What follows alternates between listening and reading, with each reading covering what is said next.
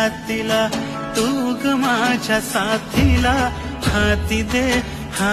दे ग हात ग तुझा हाती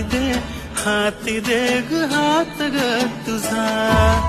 पिरमाचा गंध आला या हळव्या मातीला हाती दे ग हात ग तुझा